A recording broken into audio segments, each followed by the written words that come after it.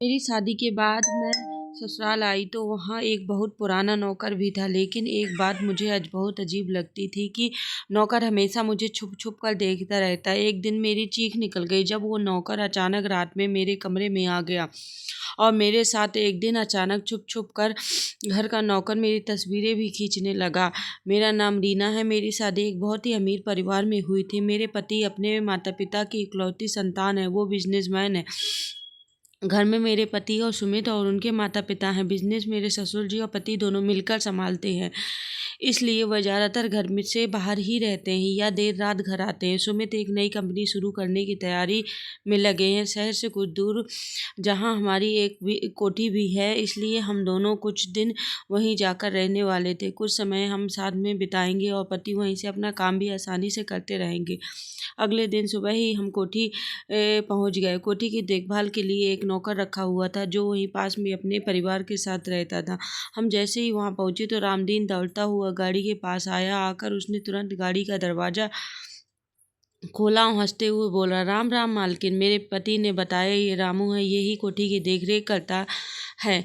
मैं अंदर कमरे में चली गई और मेरे पति अपने काम में लग गया और रामू को बोला, अपनी मालकिन को पूरी कोठी दिखा दो। रामू बोला, ठीक है मालिक। मैं पूरी कोठी देख रही थी, तभी दरवाजे के बाहर से करीब 5-6 साल की बच्ची ने रामू को आवाज़ लगाई। वो स्कूल की यूनिफॉर्म में थी। रामू बोला, मालकिन मैं बस अभी आया। और रामू उस बच्ची के पास जाकर उससे कुछ कह रहा था। मेरी नज़र पड़ी तो वो बच्ची मुझे ही देखे जा रही थी। वापस आकर रामू बोला, मालकिन आप आराम कीजिए, मैं थोड़ी देर में आता हूँ, और वो चला गया। अगली सुबह मेरे पति जल्दी काम से बाहर निकल गए। मैं सो कर उठी तो रामू मेरे कमरे के दरवाजे पर खड़ा था। मैंने पूछा, तुम यहाँ क्या कर रहे हो? वो बोला, मालकिन आपके लिए चाय लेकर आया हूँ। मैंने कहा, अच्छा ठीक है, मेज पर रख जाओ। मैं नहाकर तैयार होकर बाहर आई तो रामू रसोई घर में काम कर रहा था। फिर वो मुझसे बातें करने लगा। मैं जल्दी इंसान से घुलती मिलती नहीं, इसलिए मैंने उसकी बातों का कोई जवाब नहीं दिया। रामू हमारी कोठी में बहुत सालों से काम कर रहा था और वफादार नौकर था। बस इसलिए मैं उसकी बातें सुन भी रही थी, नहीं तो शायद मैं उसे डांट भी देती। मुझे यहाँ आए 4-5 दिन हो चुके थे। इन दिनों में मैंने एक बात गौर की, रामू हर समय मेरे आसपास रहता है, मुझसे बातें करने की कोशिश करता रहता है। एक दिन मैं अपने कमरे में अकेली बैठी थी। अचानक से रामू मेरे कमरे में आ गया और बोला, मालकिन मुझे आपसे कुछ पूछना है, अगर आप इजाज़त दें तो। मैंने कहा, बोलो। वो बोला, मालकिन आप गलत मत समझना। मैंने कहा, ठीक है पूछो। रामू बोला, मालकिन क्या मैं आपकी एक तस्वीर ले सकता हूँ? इतना सुनकर मैं हैरान हो गई। गुस्से में रामू को कहा, तुम्हारी हिम्मत कैसे हुई ऐसी हरकत करने की? अभी यहाँ से बाहर निकलो। रामू बोला, मालकिन आप कुछ गलत मत समझ ना, एक बार मेरी बात तो सुनिए। मुझे पता नहीं उस समय क्यों इतना गुस्सा आ गया। मैंने उससे चिल्लाकर कहा, अभी बाहर निकलो और यहाँ से, नहीं तो मैं अभी फ़ोन कर सुमित को बुलाती हूँ। इतनी बड़ी कोठी और एक अनजान नौकर, मेरे लिए तो वो अनजान ही था, ऊपर से उसका ऐसा बर्ताव, मुझे तो घबराहट होने लगी। मैंने सोचा, आज सुमित को आते ही पहले इसे नौकरी से निकलवा दूंगी। रात को मेरे पति घर आए और मैंने उन्हें सब बात बताई, लेकिन मेरे पति इस बात को मानने को तैयार ही नहीं थे। कि वो कहने लगे, रामू हमारा बहुत पुराना नौकर और वफादार भी है, वो कोई गलत हरकत नहीं कर सकता। शायद तुम्हें कोई गलत फहमी हुई है। उसकी तो एक बेटी भी है। रामू की बेटी के बारे में मुझे कुछ मालूम नहीं था।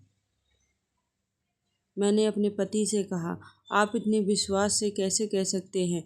इतने सालों में कभी यहाँ कोई महिला भी तो नहीं आई थी। मेरे पति बोले, ठहरो, अभी उसे बुलाकर पूछ लेते हैं। सुमित ने रामू को आवाज़ लगाकर अंदर आने को कहा। रामू तुरंत कमरे में आ गया। मेरे पति ने कहा, क्या हुआ? रामू, तुम्हारी मालकिन शिकायत कर रही हैं।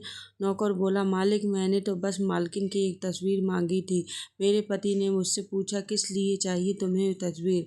रामू बोला, मालिक आप तो जानते ही हैं, मेरी एक छोटी बेटी है। उसकी माँ की मौत उसके जन्म के बाद ही हो गई थी और उसके कुछ समय बाद ही हमारे घर में आग लग गई थी। उस हादसे में हम तो बच गए, लेकिन घर के सभी सामान के साथ मेरी पत्नी की भी सभी यादें जल गईं। बिना माँ के बच्चे को संभालना बहुत मुश्किल काम है मालिक। आपको याद है जब उस दिन मालकिन को कोठी दिखा रहा था तो मेरी बेटी ने मालकिन को मेरे साथ देख लिया। घर पर मेरी माँ उसकी देखभाल करती है। वो हमेशा बस मुझसे यही पूछती है, बाबा मेरी माँ कैसी है, कैसे बातें करती थी। मैं उसे देख कर कह देता हूँ कि वो बहुत सुंदर और प्यारी थी। यहाँ तेरी माँ जैसा कोई नहीं है। मालकिन को जब देखा तो उस दिन मुझसे ही उसने यही पूछा, बाबा माँ क्या ऐसी दिखती थी? उस समय मैंने कहा दिया, हाँ ऐसी ही दिखती थी। अब मेरी बेटी जब से जिद कर रही है कि मुझे उन आंटी से मिलना है और वो मेरी माँ जैसी हैं। वो स्कूल भी नहीं जा रही थी। मैं इसलिए आपसे बातें करने की कोशिश कर रहा था मालकिन, ताकि आपको अपनी बेटी के बारे में बता सकूं। लेकिन आपने कभी मेरी बातों का कोई जवाब ही नहीं दिया, इसलिए चुप रहा। फिर आज मेरी बेटी ने पूरे दिन से कुछ खाया पिया नहीं है, बस जिद लगाए बैठी है, पहले आपकी तस्वीर उसे ला कर दूँ। इतना बोलकर रामू फूट फूट कर रोने लगा और रोते हुए ही बोला, मालकिन वो बच्ची है, ऊपर से उसके नसीब में माँ का सुख ही नहीं है। पैदा होते ही माँ गोद छीन गई और मेरे जैसे बदनसीब बाप उसे मिला। मालिक को तो मैं कह देता हूँ और आपको भी अपना समझकर तस्वीर के लिए बोल दिया। रामू की बातें सुन मेरी आंखें भर आईं। अपनी गलती का एहसास हुआ। मेरे पति उसे चुप कराने लगे और रामू से कहा, अब से तुम और अपनी बेटी और माँ को यहीं कोठी पर अपने साथ रखोगी। कल ही उन्हें यहाँ ले आना। अगली सुबह रामू बेटी को घर ले आया और मुझे दूर से ही दिखा रहा था। शायद वो अभी भी डर रहा था। फिर मैं खुद ही उसकी बेटी के पास चली गई और कहा, अरे आप तो कितनी प्यारी हो, इतने दिनों से मुझसे मिलने क्यों नहीं आई? इतना सुनते ही बच्ची खिलखिला उठी और मेरे गले लग गई और जब तक मैं वहाँ रही वो मेरे साथ घुल मिल गई और अब अक्सर यहाँ वहाँ जाने लगी। कहानी कैसी लगी प्लीज़ लाइक और कमेंट ज़रूर करें। Thank you for watching.